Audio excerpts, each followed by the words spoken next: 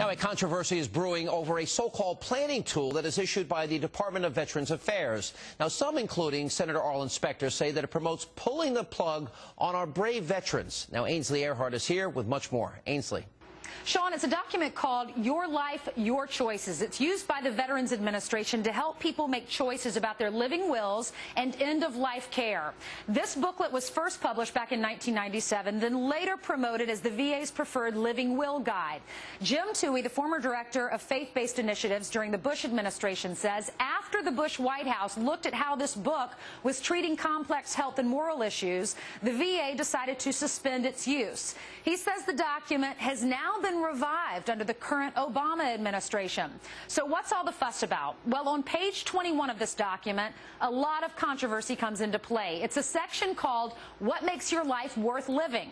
It asks vets to check off whether a variety of situations are, quote, difficult but acceptable, worth living but just barely, or not worth living. And here are some of the hypothetical situations that are posed to the veterans. I can no longer walk but get around in a wheelchair. I rely on a feeding tube to keep me alive.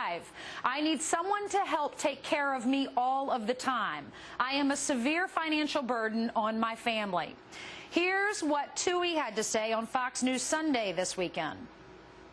The biggest problem is that when you go beyond those questions to the boxes you check, the first option you have, it's difficult but acceptable.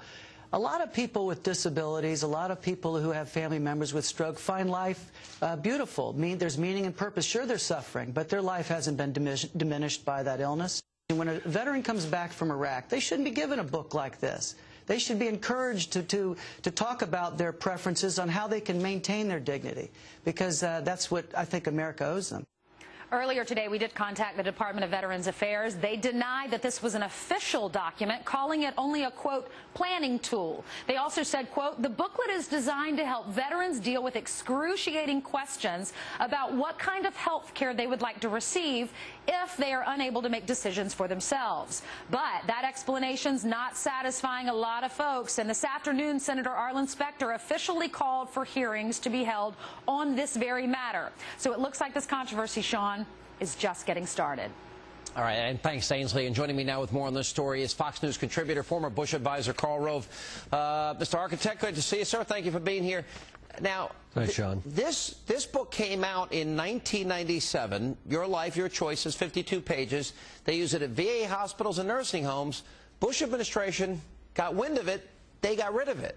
Obama brought it back.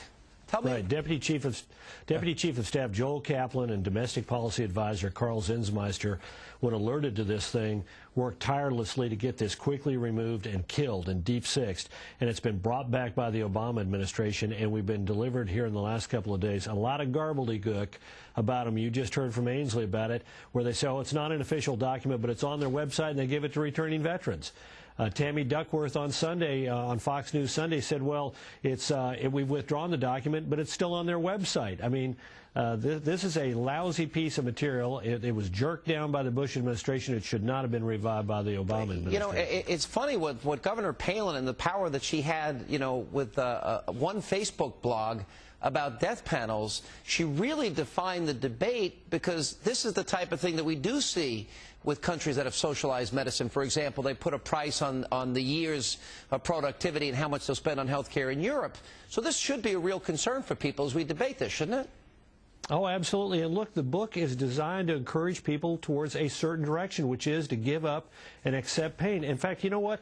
There's an interesting page in here. Page 99 lists a series of disease groups that people could reach out to as resources. But when it comes to advanced directives, what to do at your end of your life to give guidance to your physician and your family, it lists one group, compassionate choices, and it gives their phone number and their log site.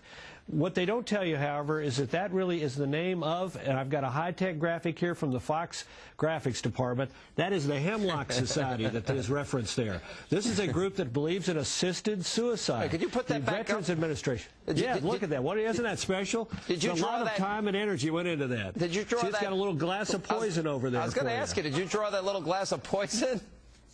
Well, look, the Fox High-Tech Graphics Department did that, especially the Austin branch down here in Austin tonight. But, you know, look, it's amazing that the government would have an ideologue like Dr. Perlman, who wrote these books, who is a witness in assisted suicide cases, who writes in the resources that you have to that he has in this book, that you ought to go to an assisted suicide group. That's the kind of guidance we're giving returning veterans. And I got to tell you, people ought to read this document. It is a scary. If you're not worried about government health care, you read this book and you will be. Well, and this is what was in the House version, and it was interesting because the Democrats denied it, and then they promised to take it out, because I read the bill, 425 to 430, end-of-life counseling sessions every 5 years or more for the elderly, which you know it's going to be some government bureaucrat that's basically telling you how to save money. You've lived a good life. You don't want to be a burden to your children. I mean, it's right there in the bill, and yet they denied it and then took it out. That didn't make sense to me. Your thoughts? Yeah, well, I agree. And look, historically, we have insulated this very important decision, a very personal decision, from government. We've put it in the hands of our family attorney, our families, and our faith counselors, our faith community. Those have been the people who have helped individuals come to these important decisions. And it really, we ought to be very careful about turning this over to the government when the government has so many incentives, or to agents of the government. What the House bill does is it pays doctors in order to give this counseling. Doctors aren't lawyers. Doctors aren't ethicists. Doctors don't have the background of your pastor or your preacher or your monsignor, and yet that's exactly what you know, the bill did. It's been very nervous. It was an interesting piece to me in the Washington Post by Charles Lane, who is definitely left of center. He is a Washington Post editorial page writer, and even he said he was deeply troubled by the institutionalization that we would have of government-derived, government-directed guidance in these areas, and we can see what it would look like by looking at what the VA did.